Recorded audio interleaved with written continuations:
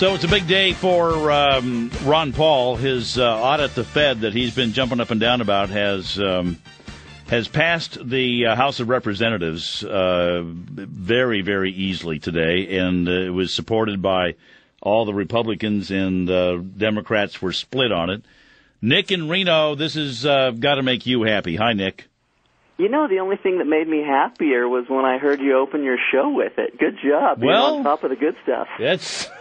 It had just happened. It happened just as we started the program. The boat was in. Yeah. I saw where you put something up on, or was it on the Facebook page? Yeah, the actual results. Yeah. I was watching them come in. I was pretty happy. Yeah. What do you make of the fact that it was split on the Dem side?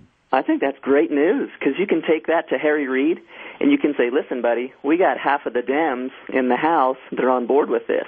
And if you're not even willing to put it up for a vote in the Senate because of your blockade and your agenda, you look like the fool. And it's going to make Obama seem like an idiot. So he's just got to do it. It puts a lot of pressure on Harry Reid. And I'd encourage all your listeners. You know Harry Reid. I mean, he's your senator. And I've said this many, many times, Nick.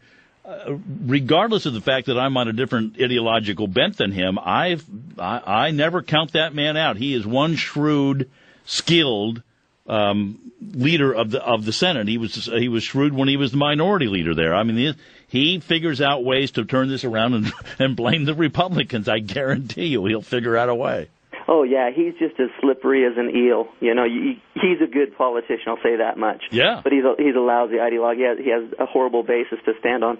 But I was thrilled with this because we got to start tackling inflation.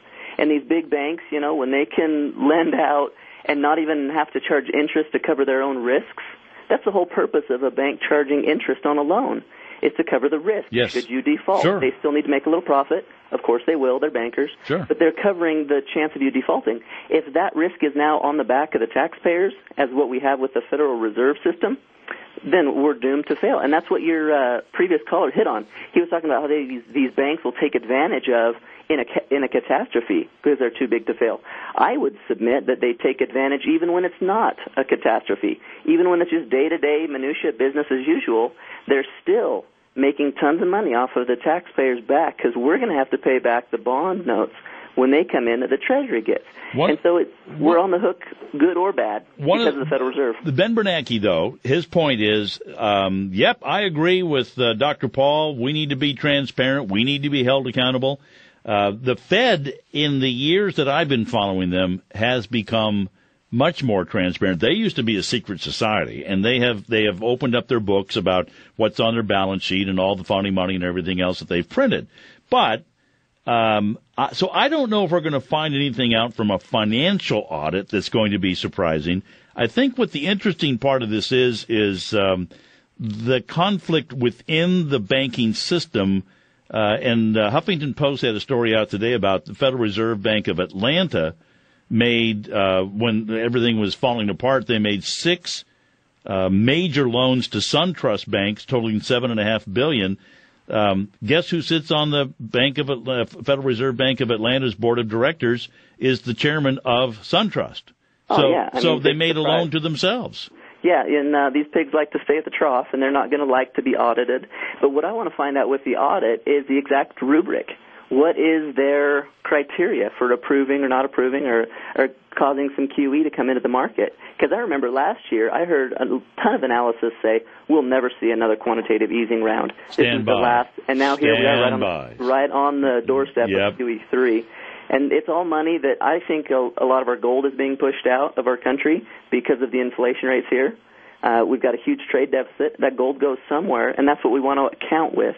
We want to see where that wealth actually is so that we're not just relying on the military to enforce our dollar instead of free market principles.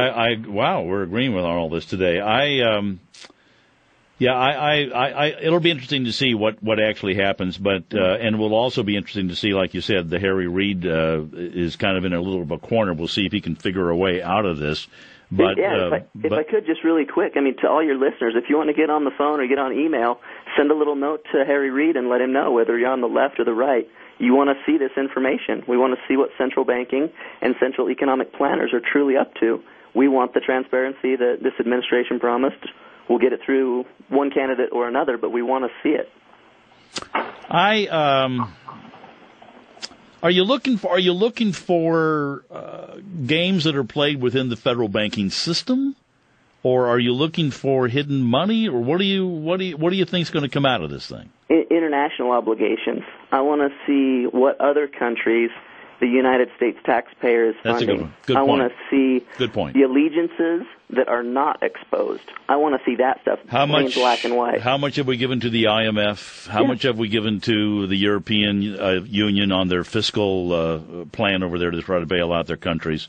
And what do we get in return for that taxpayer investment? That's what I want to know clearly, because right now you can't find that information. It's all hush-hush, and I snoop around. I try to read a lot, and you just can't get that information. No. So this is what an audit of the Federal Reserve, the actual heart of the beast, would give you. It would let you know their rubric, how they classify, where they divvy up loans, and where they send our taxpayer money. Well, you've got to feel pretty good about your guy, because I know you love Ron Paul. With good reason. Well, He's a great guy. I know, and a lot of people, I think why this has happened is because I think a lot of people admired him for especially this more than anything else. Some of his other ideas, not so much, but this, I think a lot of people went, I'm not going to vote for him, but I like what he stands for, and I think that got through, because that is, by his efforts to run for the office of president, has led to the passage of this vote today. Yeah, and if Romney wants to get a little bit more support, he'd adopt this, and he'd start pushing for it, and he'd start talking about this a lot more than Israel's interests. Every time he starts talking about Israel, he loses my support, because he's supposed to be the jobs guy. He's supposed to be the American economic guy. But he's talking about international relations and military endeavors in Syria and Iran and these more wars for Israel's benefit. Well, this is if you're in Israel, you got a full guest house, because the administration is sending all kinds of people over there right now. Romney's going over there, all because of the sabers are rattling again over in Israel. But Nick, I'm glad you got through. I appreciate your posting to the Facebook page, and congratulations on your guy.